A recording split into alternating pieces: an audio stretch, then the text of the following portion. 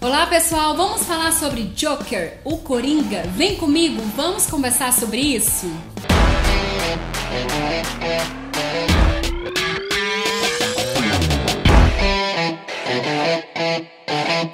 Olá pessoal, meu nome é Abnilza Durães, eu sou psicóloga clínica, analista do comportamento humano e hoje eu vim fazer análise psicológica do filme O Coringa. Mas antes, passa aqui no canal, se inscreve, clica aqui nesse sino para receber as notificações de novos vídeos, curte, compartilha, comenta, coloca aqui as suas sugestões de futuras análises e o que você achou desse filme e da análise psicológica que irei fazer agora. Espero que minha morte faça mais sentido que a minha vida. Esse era um lema da vida do Arthur, um cara com a vida cheia de circunstâncias que despertavam o seu pior. E era assim que Arthur se identificava, como alguém que, não expressando o que realmente sentia e pensava, tentava se ajustar a regras sociais de uma felicidade que é vendida, dizendo a si mesmo: põe um sorriso no rosto. Põe um sorriso no rosto enquanto por dentro você chora, está angustiado e oprimido. Era assim um lema em que ele se obrigava a viver, não muito diferente da nossa vida real. O contexto atual, o século XXI, tem um lema de uma felicidade que nos é vendida. Você é o responsável pelo seu próprio sucesso e fracasso. Põe um sorriso no rosto, venha ser feliz, seja feliz. Mesmo que você tenha um possível problema, uma desordem mental, mesmo que você esteja sofrendo depressão, não pode parar de sorrir, tem que sorrir.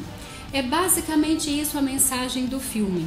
E Arthur, cansado dessa vida, expressava naquele caderno tudo o que ele sentia e pensava de fato sobre o mundo e sobre as coisas ao seu redor, sobre as demais pessoas. Arthur se transforma em Coringa quando ele decide assumir publicamente o que ele sente e pensa através do programa de TV. Antes disso, ele ensaiou os comportamentos sociais dos quais ele achava que precisava emitir para ser aceito em sua recepção, da qual ele queria que a sua entrada fosse genial. E foi genial, foi uma entrada muito interessante, uma cena que me chamou bastante atenção. Ele havia ensaiado a sua entrada genial e foi genial.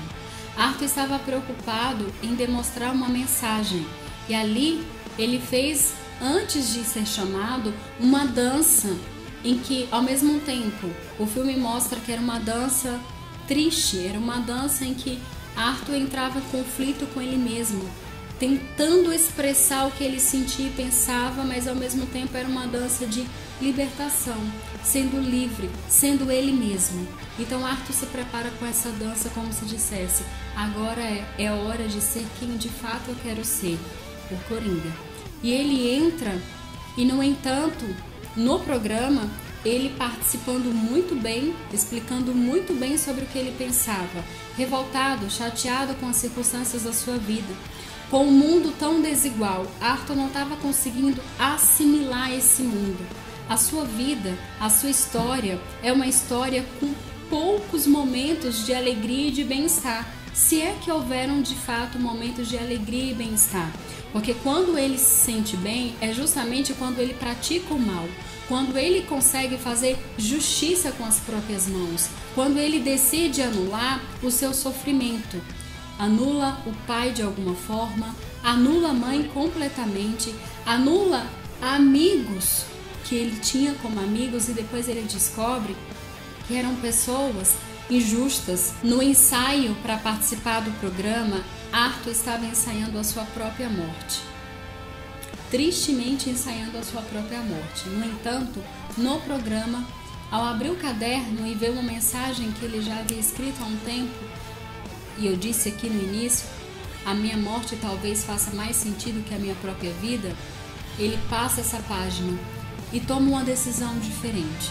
Continuar fazendo justiça com as próprias mãos, tentando com as próprias mãos tornar o mundo mais igual, mais justo, tentando de alguma forma expressar toda a raiva e gerar consequências para outras pessoas. Arthur estava cansado de ter consequências. Ele queria agora ser um gerador de consequências desagradáveis, ruins e punitivas.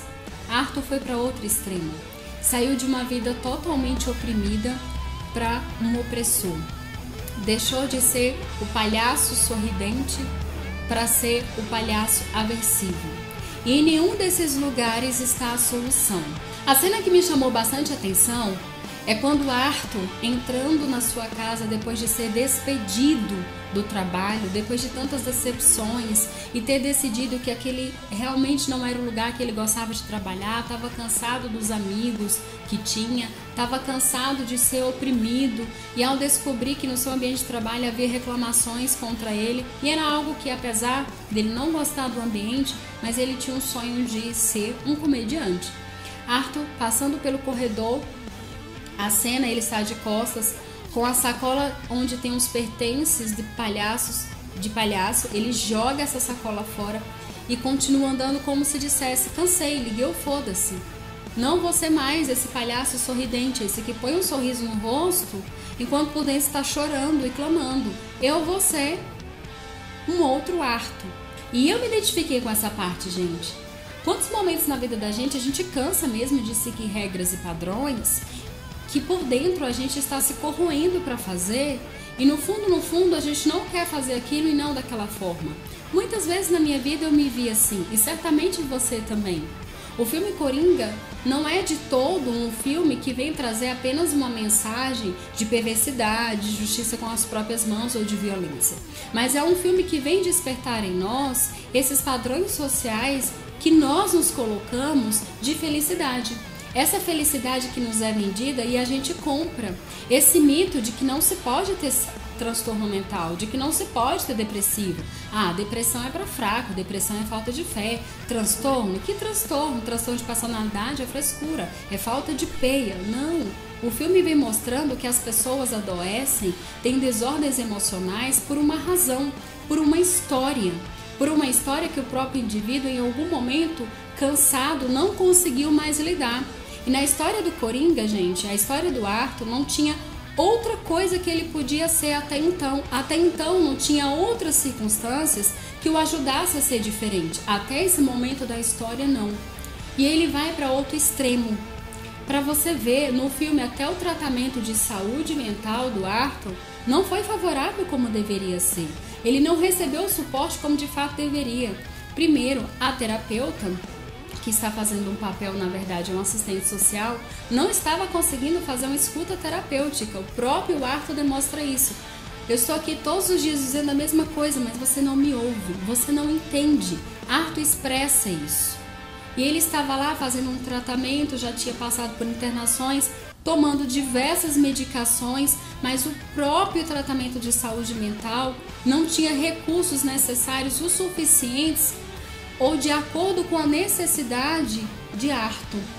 Era simplesmente uma escuta que estava prejudicada, onde a própria terapeuta, em um certo momento, ela empatiza com o Arthur e diz que ela também está numa situação semelhante a ele.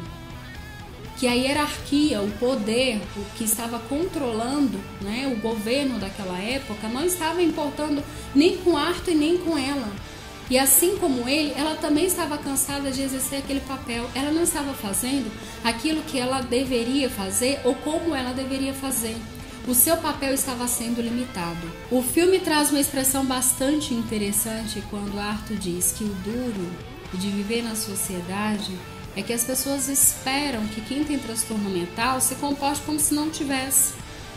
Então Arthur começa a ligar o foda-se, começa a em partes viver o que ele realmente queria viver, mas em partes ele também começa a delirar sobre o que ele queria viver, onde ele começa a delirar com sua vizinha, tendo a companhia, tendo a sua parceria, tendo alguém que o compreenda, que esteja presente, que o valoriza, sendo alguém que possa rir das piadas dele. Porque quando Arthur vai lá tentar ser um comediante, ele ensaiou também para esse momento, vendo que o que fazia as pessoas sorrir era justamente o preconceito, o bullying, rir do peso, rir da cor, rir da condição de casado. Era justamente essas coisas que faziam as pessoas sorrirem. Então Arthur começa a anotar no seu caderno para tentar entender o que faziam as pessoas sorrir. E ele queria fazer as pessoas sorrir. Até porque ele vinha de uma história em que ele acreditava e foi ensinado pela sua mãe com sérias desordens mentais, com sérios problemas emocionais, uma mulher com a vida comprometida, que teve uma relação, na verdade apenas no seu delírio, com alguém que supostamente seria pai de Arthur. E ele aprende com essa mulher que Arthur veio para trazer alegria ao mundo, então ele deveria sorrir, para trazer alegria ao mundo sombrio e frio. Mas na prática isso não funciona e não dá muito certo. Arthur começa a ter muitos problemas quando ele, tentando trazer alegria para esse mundo sombrio e frio, ele vê que não é assim que funciona. Ele não levava jeito mesmo para contar piada. Ele não era um cara sociável. Ele era muito ruim nas relações sociais. Ele era péssimo para fazer contato básico, para aproximar, iniciar uma conversa, manter a conversa. Ele não tinha essas habilidades. Só uma, tá bom? Pera aí, gente, que o pó do giz aqui voou todo na minha... Então, o filme... Liberado uma tosse!